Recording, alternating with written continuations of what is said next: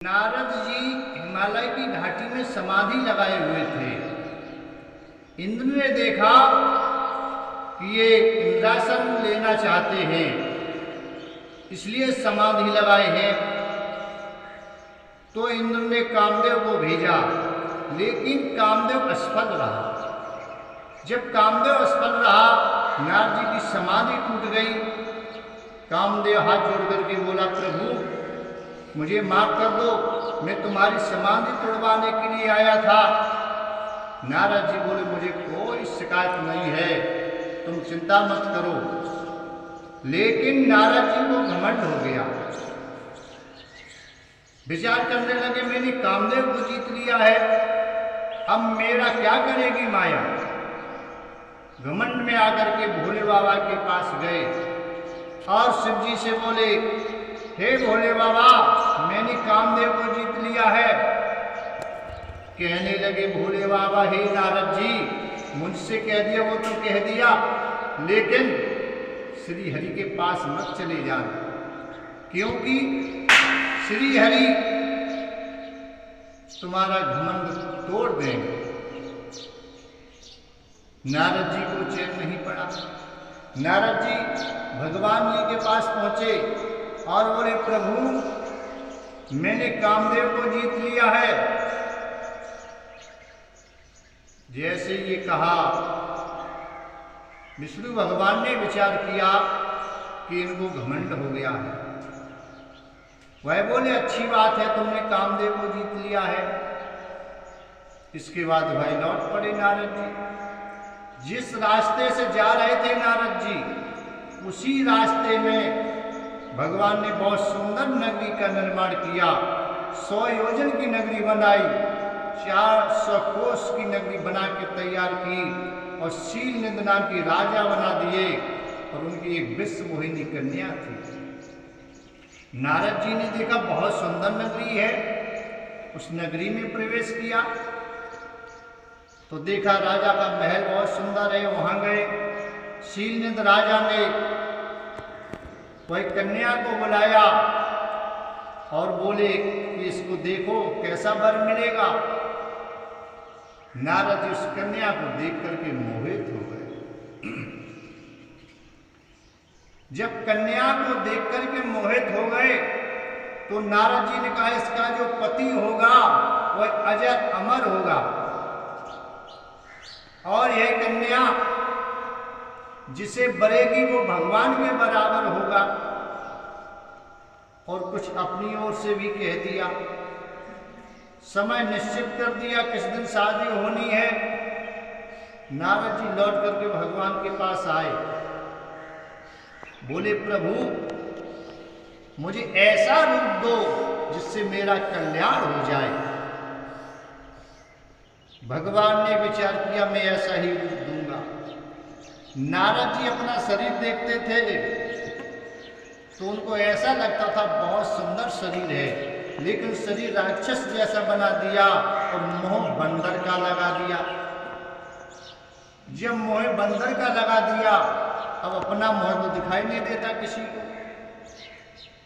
नारद जी वहां से आए और उसी सभा में आकर के बैठ गए जहां देश देश के राजा बैठे हुए थे।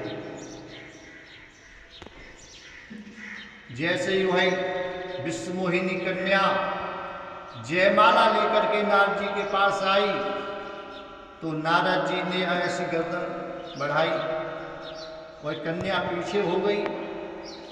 नारद जी ने विचार किया, क्या कारण है, मैं तो बहुत सुंदर हूं और ये कन्या पीछे क्यों हो रही है।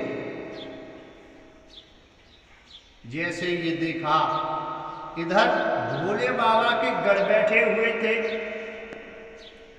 भोले बाबा के गढ़ों ने हंसी करना शुरू कर दिया, अरे देखो बंदर जैसा मोह लिए हैं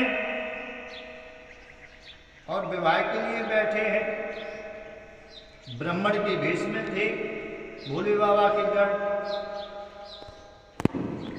जब कई बार वह कन्या घूम करके आई और नारद जी के गले में माला नहीं पहराई, तब तक क्या हुआ, विष्णु भगवान राजा के भेष में आए और उस विश्व मोहिनी कन्या ने उनके गले में जयमाला डाल दी। जैसे ही वह जयमाला डाली, भगवान राजा के भेष में उस कन्या को लेकर के चले गए। इधर देखा नारद जी ने, क्या कारण है जो इस कन्या ने मेरे गले में वरमाला नहीं पहराई। भोले बाबा के गण बोले, पहले अपना शीशा में मुख तो देखो, बंदर का मोह लिए फिर रहे हो और कन्या के साथ विवाह करना चाहते हो। विचार किया, बंदर का मोह, अब वहां शीशा कहां से आए, तो जल में परछाई देखी। जैसे ही नारद जी ने जल में परछाई देखी तो बंदर का मुख लगा हुआ है। अब तो नारद जी को बहुत क्रोध आ गया। क्रोध में आकर के नारद जी ने चल दिया कि मैं या तो मर जाऊंगा या भगवान जी को अभिशाप कर दूंगा। जिस रास्ते से नारद जी जा रहे थे उसी रास्ते में भगवान जी उस विश्व मोहिनी कन्या को साथ में लिए थे और लक्ष्मी जी साथ में थी, राजा के भेष में जा रहे थे। नारद जी ने जैसे क्रॉस किया, भगवान जी बोले, हे नारद जी कहां से आए हो, क्रोध में कहां जा रहे हो। समझ गए नारद जी ये भगवान जी हैं, नहीं इनको क्या पता नहीं था, वहां से शादी करके लाए हैं। कहने लगे, नारद जी मैं आज तुमको छोड़ नहीं सकता हूं, क्योंकि तुमने बहुत गलत किया मेरे साथ में। इधर तो नारद जी भगवान जी पर नाराज हैं, इधर गणों पर भी नाराज थे। कहा नारद जी ने भगवान जी से, परम स्वतंत्र ना सिर पर कोई, भावे मने करो तुम सोई। तुम परम स्वतंत्र हो, इसलिए जो मन में आता वही करते हो, इसलिए मैं तुमको अभिशाप करूंगा। ये भोले बाबा नहीं है जो समुद्र मंथन में विष्णु को पिला दिया, ये दैत्य नहीं है जो मदरा पान करा दी और कौस्तुभ मणि तुमने ले ली, लक्ष्मी जी निकली तुमने ले ली। यदि नारी बुरी होती है तो लक्ष्मी जी तुमने क्यों ले ली है। मैं नारी के भ्रम में पागल हुआ फिरा और तुमने मुझे बंदर का मुख दे दिया। कब आकृत कीन हमारी, तुमने मुझे बंदर का मुख दिया है, इसलिए मैं अभिशाप करता हूं कि तुम नारी के भ्रम में पागल हुए मृत्युलोक में फिरोगे और मुझे बंदर का मुख दिया है, बंदर ही तुम्हारी सहायता करेंगे, ये मैं अभिशाप देता हूं। जैसे विष्णु भगवान को अभिशाप दिया, इधर भोले बाबा के गण भी आ गए। भोले बाबा के गणों से कहा, हो निशाचर जाए तुम, कपटी पापी दो, हंसो हमें सो ले फल, बहुर हंसो मुन को।